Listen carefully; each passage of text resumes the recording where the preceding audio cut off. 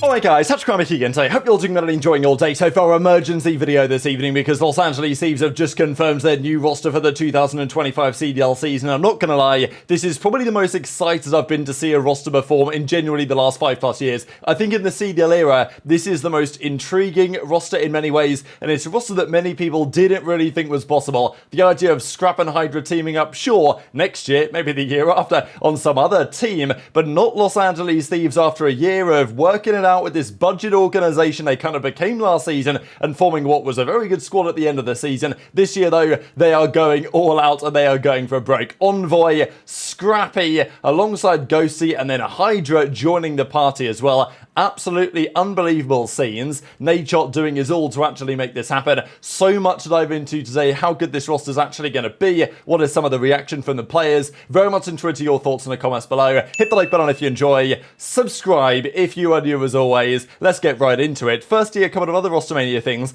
Kismet, did he used to have a tick mark and a connection with Cloud9? I don't know, maybe, maybe not. He did tweet this out kind of saying like, you guys don't expect me to make a comeback, but, you know, I'm going to come hard this year. Idea, I suppose, being that he's potentially joining this Gentle Mates team with Skyz. That's the current rumour, and it seems like Cloud9 have chosen Sib over keeping Kiz and Skyz around. The other roster news of the evening is actually on the Carolina Royal Ravens. Maybe they're going to get bought out by Fnatic, maybe they're not, but as it stands, it looks like they're looking at this roster. I'm not gonna lie, of the options that are on the table, I actually kind of like what they're doing here. So keeping Gwyn around, maybe there was interest elsewhere in Gwyn, but it seems like they're going to keep him around. And of course, Tej, they are supposedly going to bring back into their roster, which I think is probably a good decision. I liked their SMG duo last year. TJ turned up, he had a good season overall, good into the season.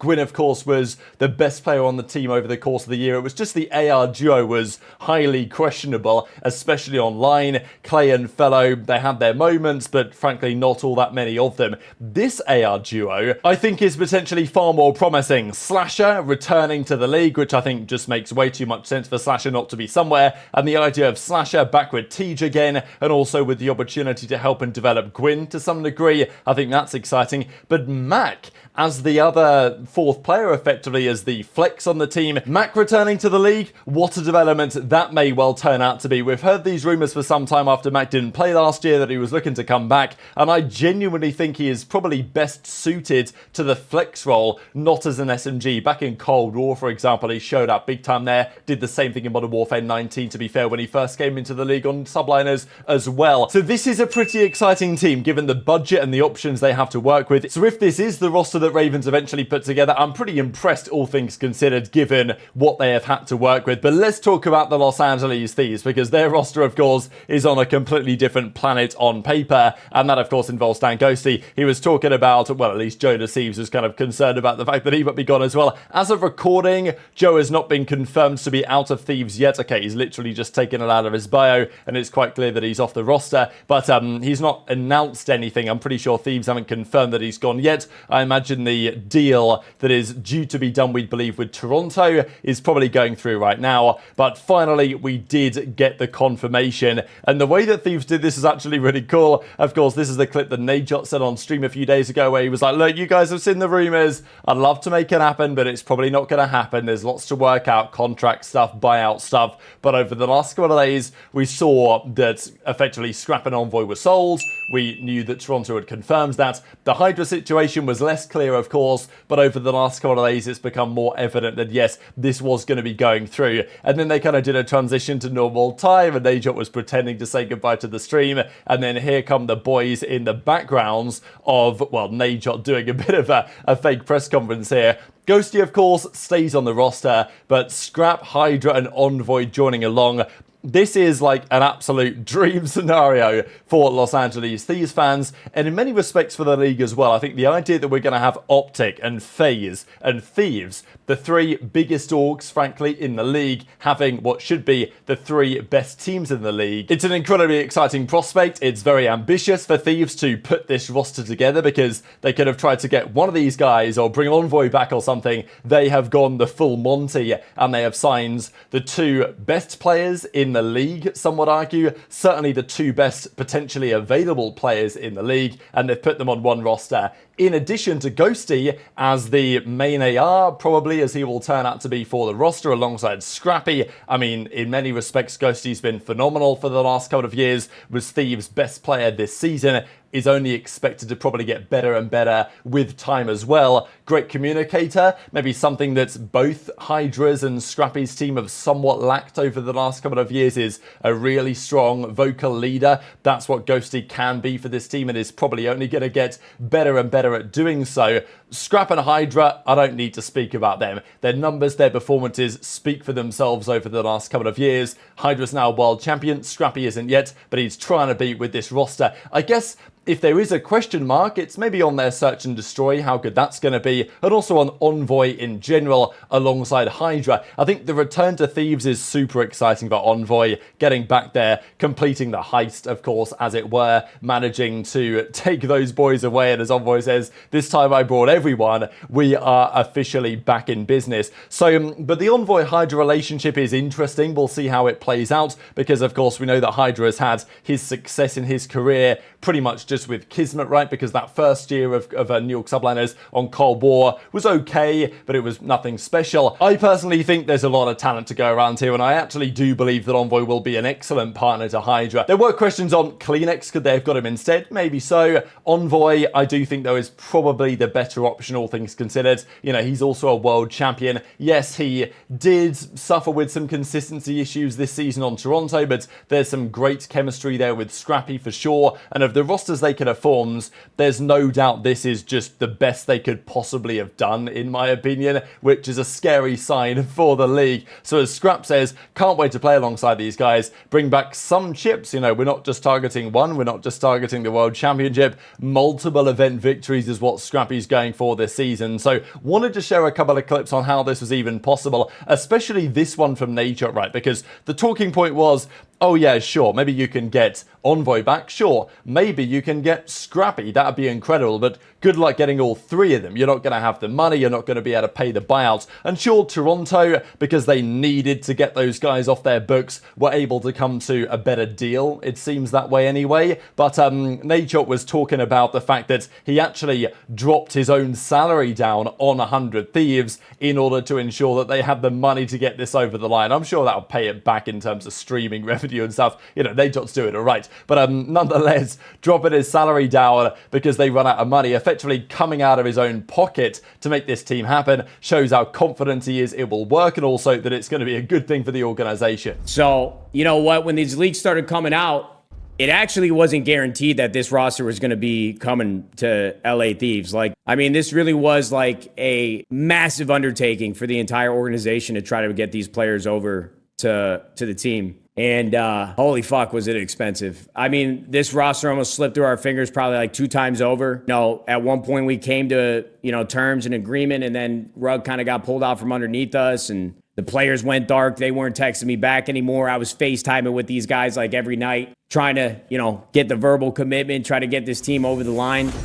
And I thought we lost it. I'm serious, bro. Like, hand to God, I thought we lost this team like 2 or 3 times, but it was probably the most stressed out I've been in a very, very long time. I'll tell you what, too, any sub that comes into the chat is very much appreciated because this shit was expensive.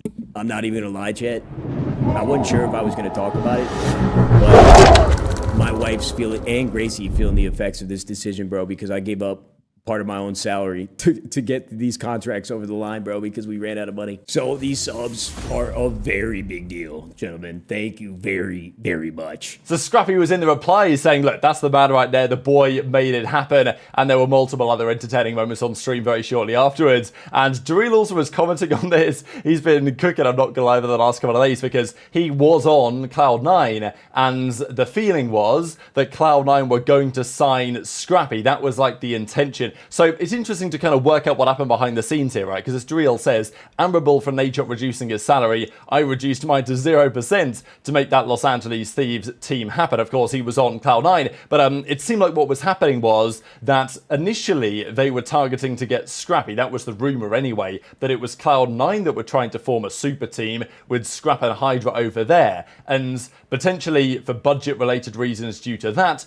ReeaL was then let go. And then, obviously, HyDra was then maybe approached by Thieves, and then it looked like HyDra was going to go the other way. All of a sudden, it was Thieves spending the cash and potentially Cloud9 getting the cash back. So, you know, there's all sorts of stuff going on, obviously, but it's been rather entertaining to watch. And then Scrappy, of course, hits the stream, says a few things about the way that things are going on that Los Angeles Thieves organization. One thing I will mention, though, which is potentially quite critical, is the fact that they will be playing out of Dallas. It was actually a big question this season because, of course, they've got the compound over there in LA, and there was some expectation, understandably, that maybe they'll play out of the compound. The problem is, for Thieves, over the last few years, they have suffered with internet-related stuff out from the compound, right? And that is mainly because the internet in California, especially compared to the Texas servers that often they tend to play on, isn't really that great. And especially when most of the teams are based out there in Texas, what you tend to find is that, you know, the Texas teams always tend to benefit. Whatever server they play on, if it's like a Nevada server or whatever, like a Denver server, it always tends to work out that the California guys suffer a little bit more, and online, that can be a problem, especially when online is important for seeding and other factors, and also just, you know, trying to get the best practice as well. If you're scrimming a team from Texas, you're better off being in Texas. And there's also the argument that in order to afford the salaries of those guys, moving to Texas actually might pay for itself, because what you can say to the players is, well, all right, we're going to pay for your housing, accommodation, whatever, to make it work in Texas. We're therefore going to pay you less money, but because you're not going to be paying the state taxes of California, you know, it's actually going to work out fine for you type thing. And the players will probably prefer to live there anyway because their connection and these other things. I don't know, Ghosty might like it out in Cali because, you know, he's ripping that papaya, and maybe the same for Scrappy as well. Although, you know, maybe it doesn't matter so much. And we've talked about that before. Obviously in Saudi, there was a big talk that maybe Ghosty was not having the best events because of not being able to rip the papaya out there. But in, you know, in the US, maybe it's not so much of a big deal. But anyway, it's a conversation that I'm sure will continue when the season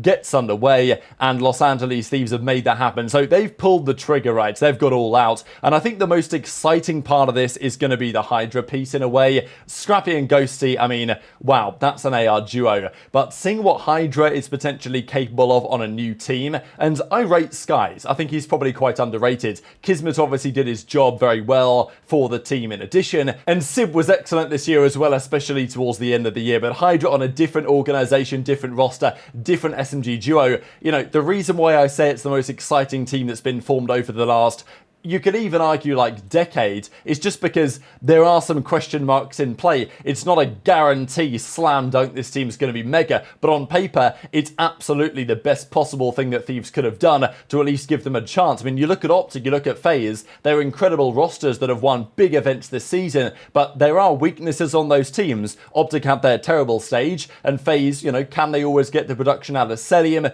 Will what happened at the World Cup continue? They came top 6 at Champs, let's not forget. So those teams have their flaws. This team is likely going to have its flaws as well. But on paper, it's pretty unbelievable. Scrappy, we know that the legacy that he has against Drazah, that he absolutely will want to make sure that he upholds. So, you know, wanting to beat those guys. And to be fair, the fact that Scrap and Envoy were able to beat FaZe every time they played them last year on LAN with Insight and CleanX, and now they've got Ghosty and HyDra, you know, on paper, that's certainly a step up from the roster they previously had. But as I say, it's not guaranteed to work. But just the fact that you're putting number 1 SMG in the game, or at least joint number 1 SMG in the game, and number 1 AR in the game on the same roster to try and take down OpTic and FaZe is sensational. We've not really seen anything like this. I mean, there've been exciting rosters in the history of the CDL, even year 1 when the rosters were first getting formed, you know, that Huntsman team, Dallas team, you know, various other very exciting rosters. But in terms of like a roster change on this level in an off-season period, and yeah, OpTic Texas, they're exciting when they they formed. The Envy merger happened with OpTic, Shotzzy came on, Illy, Dashy, Scump, like all that stuff. Very exciting, sure. And the OpTic team, even the most recent season with Pred and Kenny coming on board, that was exciting too. But something of this caliber, taking like two of the absolute #1 MVP candidates in the entire game of two respective teams, bringing them together to try and, you know, take on the juggernauts, that is still quite something, right? So, and that's kind of what Ben says. On paper next season, there are 3 super teams, FaZe, OpTic and Thieves, doing battle all year. Then there's a 4th spot, which is wide open, right? I mean, it's not so clear that we have a top 4 league anymore. We don't. We have a top 3 league on paper. And then we have a 4th spot, which is available on the Championship Sunday. And likely there's a couple of new organizations coming into play as well. And just, you know, for those maybe questioning whether this team is actually going to be successful or not, I thought this was an interesting piece of information. And, you know, sure, Ghosty and HyDra and Envoy and Scrap have been on different teams, so this is more likely. But nonetheless, I mean, if you look at the grand finals of the last couple of years, of the last 14 of them, or I think it's 13 of 14 maybe that they've played in, of 13 of those, maybe 14 of 15, I don't know. I mean, count the numbers up here. I think it comes out to 13 of 14. One of those guys has been in the grand finals. Major 2 this year, nobody of that team of 4. But apart from that, everyone has been there. Like either Envoy and HyDra at Major 4 2022, Envoy, HyDra, Envoy, Scrap, Ghosty, etc. Like these guys have made a habit of making grand finals and winning events, and it does not look like it's going to stop anytime soon. Now they are joining forces on the same roster. So very much intrigued, as always, to hear your thoughts in the comment section below. Hit the like button if you enjoyed. Subscribe if you're new. Take care, and I'll see you next time. No, don't unlink that. Exactly. Wow, So, Scrap, you're on your P's and Q's, bro. Let's go. Go follow and repost, or it's coming down in about 5 minutes. Did you just put an ultimatum in front of me? Absolutely. I'll play these games with you, Scrap. Oh, he hung up. Wow. Oh, shit. I think Scrap just put me in his place. That's crazy. I tip it. I tip it. Should we see if Zen is still yapping? Here we go.